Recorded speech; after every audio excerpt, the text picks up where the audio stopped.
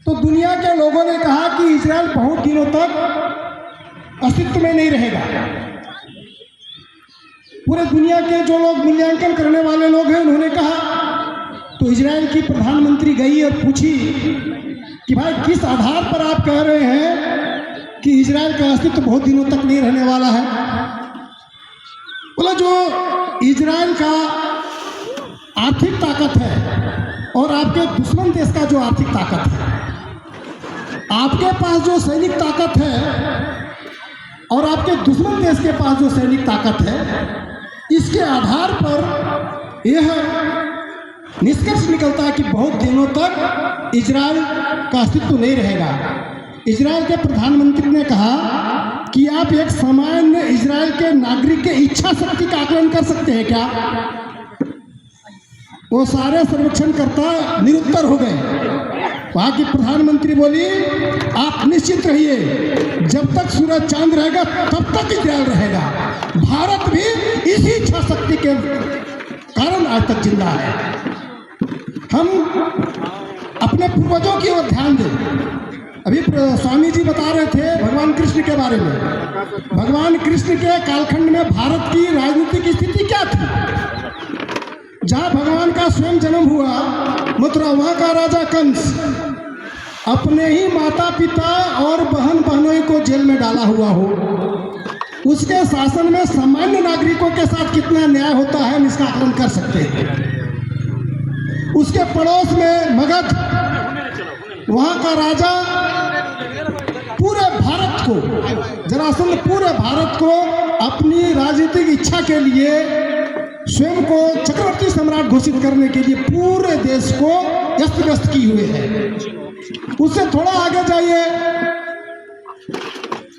कंधार, उस समय का गंधार, वहाँ का राजा शकुनी एक घराने में दो भाइयों को लड़ाने के लिए तैयार है, नरकासुर, दक्षिण का कृतवर्मा।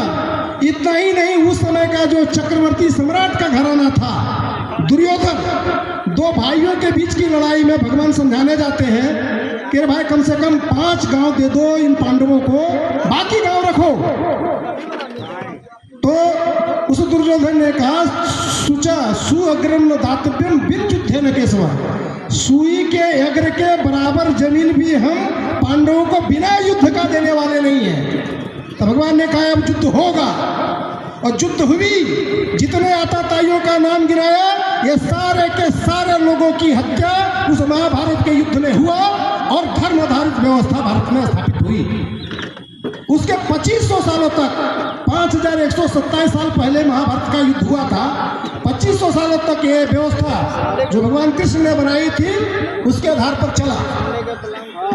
उसके बाद जब फिर भारत का पतन हुआ तो भारत में एक ऋषि और खड़ा हुआ, चाणक्य। हम सब जानते हैं कि सिकंदर जब आया, आज भी गांव में हिंदुओं के मन को कमजोर करने के लिए कहा जाता है कि जो जीता वो सिकंदर। अरे जिसका सेनापति सेल्यूकस अपनी बेटी से आके राजा को दिया हुआ हो, जो हार के गया हो, उसके बारे में कल्पना क्यों किया जाता भाई? जो जीता वो चंद्रगुप्त मौर्य था, जो हारा वो सिकंदर था। भारत का इतिहास पुनर्लेखन की आवश्यकता है। ऐसे ऐसे चीजों को बताया जाता है हमें जिसका दूर दूर तक कोई रिश्ता नहीं। अभी हिंदुओं का संगठन है आरएसएस। अब हिंदुओं के बारे में बोला जाता है कि भाई ये बैंग है, बरसात में 5 बैंग इधर से टक्कर आता है, पूरब से, कुछ पश्चिम से, कुछ दक्षिण से, कुछ उत्तर से। इन बैंगों के बीच में भी लोगों को लगा कि भाई सभी जानवरों का विकास हो रहा है तो बैंगों का भी विकास होना चाहिए। सारे बैंग मिलकर बोले, योजना बनाए कि क्या करना चाहिए। बोले सब मिलकर शंकर भगवान के पास गए, बोले प्रभु हम बैंगों का आज तक विकास नहीं हुआ है तो हमारा भी विकास हो, इसके लिए हम लोग को कुछ कीजिए। तो भगवान बोले क्या करें? तो बैंगों ने कहा कि प्रभु हमको एक राजा दीजिए, राजा रहेगा तो शासन करेगा, सब ठीक ठीक अपना काम करेगा तो बैंगों का भी विकास हो जाएगा। और शंकर भगवान ओघड़दानी वो बोला राजा, कल से ही तुम लोग को राजा नियुक्त कर देते हैं। अपने गले से नागराज को बोले कि जाओ जी कल से बैंगों पर शासन करो। अब नागराज आए, बेगों को ऐसे बैठाया, बोलो देखो भाई, भूखे भजन न हुई है गोपाल, शासन भी भूखे नहीं हो पाएगा, तो भोजन तो राजा को चाहिए। बोला बोलिए ना प्रभु, विकास करना है, जो बोलिएगा वह भोजन देंगे। तो नागराज बोले कि ज्यादा नहीं, 10 बैंक सुबह के जलपान में चाहिए, 5 बैंक दोपहर के भोजन में, और रात में हम ज्यादा नहीं खाते हैं, 2 बैंक रात में। तो 10 सुबह, 5 दोपहर और 2 रात में कितना हो गया? 17 बैंक। 1 महीना तक बेचारा त्याग किया कि लोगों को विकास करना था। फिर बैठक हुई बेगों की, उसमें से विरोधी जो लोग था, प्रतिपक्ष का लोग बोला, हल्ला किया, कह रहे भाई कैसा राजा तुम लोग ले आया, ये राजा अगर 6 महीना रहा तो बेंग ही नहीं रहेगा, तुम्हारा विकास का क्या होगा? तो बोला क्या करना चाहिए? बोला फिर से एक बार प्रयास करना चाहिए, 5 साल में होता है ना चुनाव हमारे यहाँ। बोला फिर से एक बार प्रयास करना चाहिए। फिर सब लोग मिल करके शंकर भगवान के पास गए, बोले भगवान कुछ तो सोचिए। बोले क्या कहते हो भाई बताओ? बोले राजा बदल दीजिए, इस राजा से हम लोग का विकास नहीं हो पा रहा है। बोले राजा से विकास नहीं हो पा रहा है। बोले वो ठीक है, कल ही से राजा बदल देते हैं। कल से जो राजा नियुक्त हुआ वो नंदी बैल था। बेगों का इसी तरह से सम्मेलन हो रहा था। तो नागराज तो कम से कम बताए कि भाई 10 सुबह के जलपान में 5 दोपहर चाहिए, हर रात में 2 चाहिए। ये नंदी बैल ऊपर देखे तो पहले पैर में 50 बेल, दूसरा में 60, इसी तरह से एक ही दिन में 700 बेल मर गया।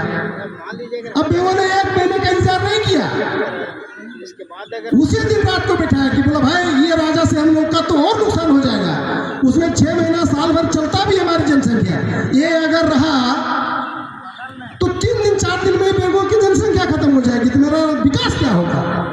फिर बेगों ने तय किया कि हमारा राजा हमारे बीच का कोई होना चाहिए, जो हमारी समस्याओं को जानता है, जो हमारे दुख दर्द को समझता है, मेरी भाषा को समझता है। परंतु हजारों साल तक भारत में हिंदुओं के साथ यही हुआ, जो हमारी भाषा को नहीं जानता था, जो हमारी संस्कृति को नहीं जानता था, सत्ता के कुर्सी पर वो बैठा रहा, और जिसकी शासन रहेगी उसी की बात चलेगी। हिंदुओं के बारे में कहा जाता है कि हिंदू खंड खंड टूटा हुआ है, जातियों में टूटा हुआ है। परंतु एक देश है मॉरिशस, मॉरिशस की 70% आबादी हिंदुओं की है, और इसी बिहार, बंगाल, महाराष्ट्र और दक्षिण के प्रदेश से लोग गए हैं, भिन्न भिन्न बंदरगाह से गए हैं। कुछ लोग कलकत्ता के बंदरगाह से गए, कुछ मुंबई के बंदरगाह से गए, कुछ लोग चेन्नई के बंदरगाह से गए। और आपको यह जानकर आश्चर्य होगा कि मॉरिशस में हिंदुओं की कोई जाति नहीं है, सिर्फ हिंदू के घर के आगे एक मारुति भगवान का मूर्ति है, एक ध्वजा है। मॉरिशस में हिंदुओं की कोई जाति नहीं है। तो भारत में इतनी जातियां क्यों है भाई? भारत में भाषा के नाम पर, जाति के नाम पर, प्रांत के नाम पर, हरला के नाम पर, पिछड़ा के नाम पर हमको क्यों बांटा जा रहा है? जिस सरना समाज के बिना हम लंका पर विजय की कल्पना नहीं कर सकते, जिन ऋषियों, जिन भालुओं, जिन संतानों के माध्यम से हमने एक आतताई राजा को मारा, उसी संथाली समाज को, उसी उराव समाज को, उसी सरना समाज के बारे में कहा जा रहा है कि हिंदू नहीं है। मुख्यमंत्री भी अपने कॉलम में हिंदू लिख रहे हैं। अभी तमिलनाडु का प्रतिपक्ष का नेता स्टालिन का पुत्र विधानसभा में कह रहा है कि हिंदू डेंगू मलेरिया है,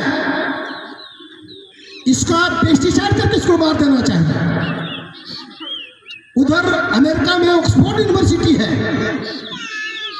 वहां डिसमेंटल हिंदुइज्म करके व्याख्यान चलाए जा रहे हैं। पूरे दुनिया में विमर्श तय किया जा रहा है कि हिंदुओं को खत्म हो जाना चाहिए, इनको खत्म कर देना चाहिए। परंतु 1925 में एक ऐसा संगठन खड़ा हुआ, उसी समय कम्युनिस्ट पार्टी का भी अस्तित्व आया। कम्युनिस्ट पार्टी के साथ पूरे रूस की ताकत थी और 3/4 दुनिया का ताकत था उसके साथ। और राष्ट्रीय स्वयंसेवक संघ के पास एक गांव का भी ताकत नहीं था। यहाँ तक कि मंदिरों के आगे भी शाखा लगती थी उस समय, तो विरोध होता था कि नहीं भाई, मेरे भाईचारा